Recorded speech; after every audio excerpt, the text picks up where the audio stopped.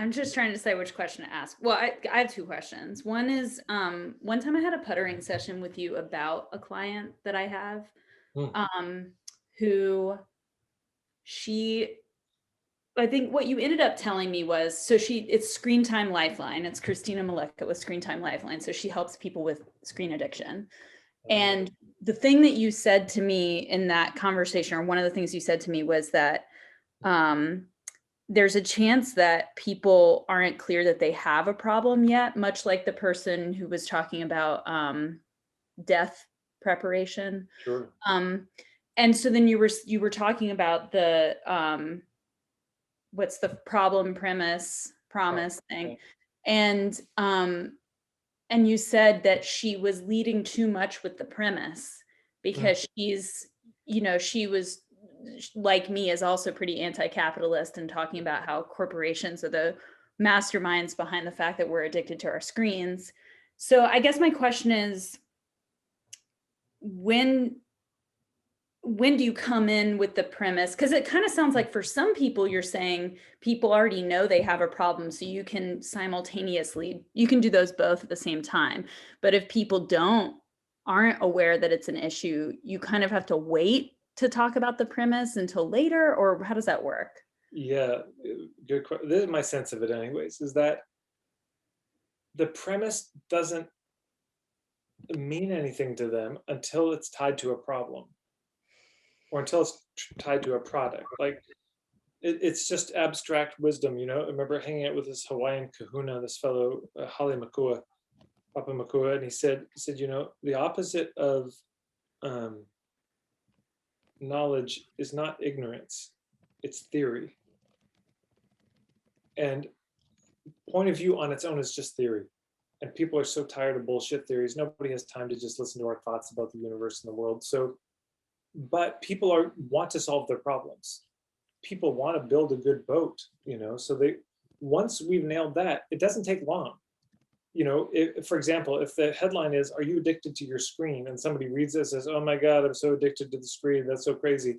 You can go immediately into point of view. Probably can and should. Just like great, you know, maybe a little bit of the story, but mostly you're just point of view. You could even weave it, you know, are you addicted to the your screen? Um, the point of view might even appear there.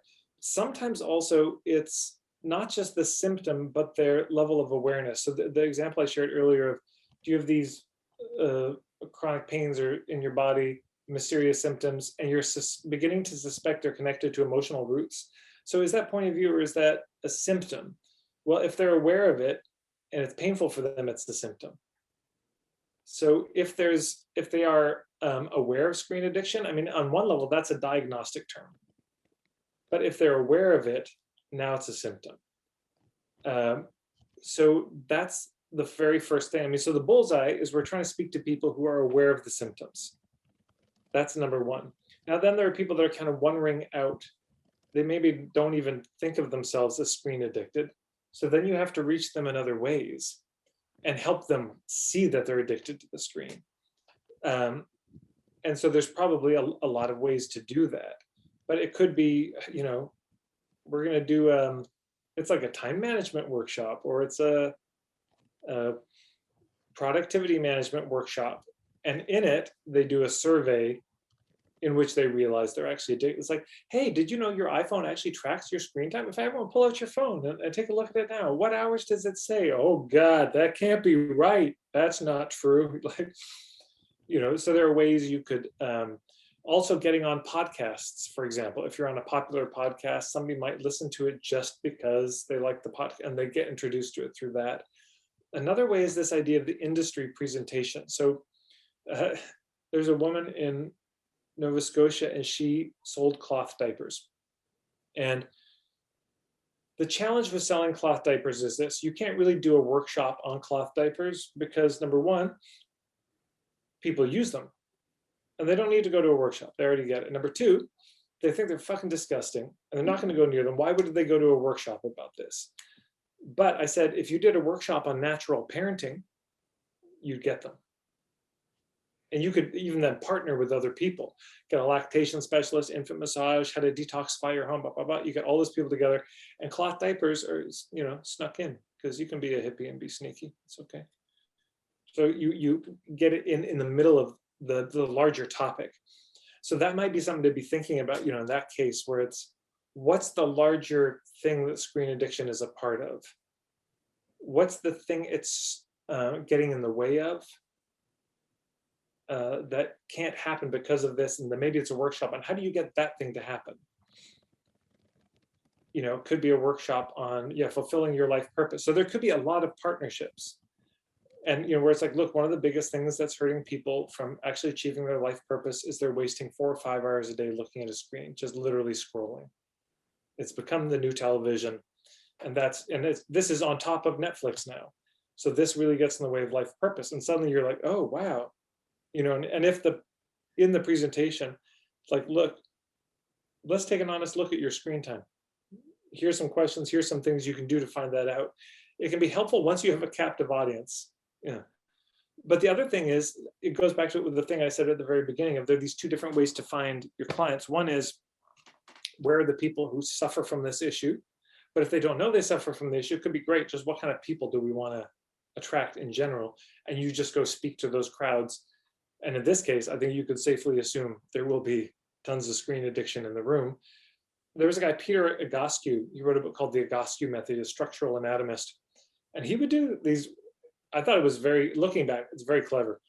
But he would say, so everyone, stand up. Great, now just close your eyes. And you see people already lose balance. He's like, you shouldn't be losing your balance. If your structure is aligned, closing your eyes doesn't say, now, okay, everyone lift one foot, now lift the other, and you start to see and he would just do all these different movement things to help people feel it in their body, like, oh, that's different on both sides, or huh. And he'd say, if this is happening right now for you, here's what it means that's going on in your body. So there are ways you can help it be revealed to people. You could do like, you could say, I'm really healthy, and then you do a live blood cell analysis. You look at your blood, and, oh God, what is that in my blood? So you need to go to the hospital, and that, you think you're fine, and then you see it, and suddenly there's a bit of a wake-up call. So anything you can do when the issue isn't there, but then you just have to get really clear, who are our people, where do they hang out, what are the hubs, what are the best ways to get in front of them, and then once we're in front of them, what's the best way that we can help them understand the extent to which this is a problem for them. And then it's just, and here's the pink spoon from there. Hey, if you struggle with this, here's, you can text us here or email us or go to this website, you'll get some resources to begin to help. And if this is really a serious, like if you got, let's say this little quiz we gave you, if you got 80 or above, that's serious. If you've tried to quit this before and you can't, come and see us, because we can help. So there can be something like that. And because it's also, by the way, this is a relief. This is where I'm talking about, is it a fit or not? Because they may do the quiz and they say, oh, I got 5 out of 100. You're great. You don't have a problem. You could even stand more screen time. It's not an issue for you. It's just fine. Versus somebody else is saying, I got 97 out of 100. Okay, that's actually a really serious thing. That's most of your life at this point. Oh God, that hadn't even really occurred to me. I don't even know how I would cut back on it. That's why we have this program and this community. And also, if it's, because let's say you think, well, we really want to work with people who want to get back to the land and permaculture and back to nature, well, then speak to permaculture groups. Speak to where those people are, the homesteading groups. And, because then there could be a presentation. It's like the 5 major things that are stopping you from getting your homestead together. And one of them could be screen addiction. You're wasting your time. But here's the one of the biggest time wasters right now is screen time. And they, oh, that's true. And then they see it in the context of, I'm trying to get here. Oh shit, and that's really in the way. This is more important than this. Okay, I'm gonna let this go. Yeah. Okay, that's super helpful. Thank you. You're welcome. Good.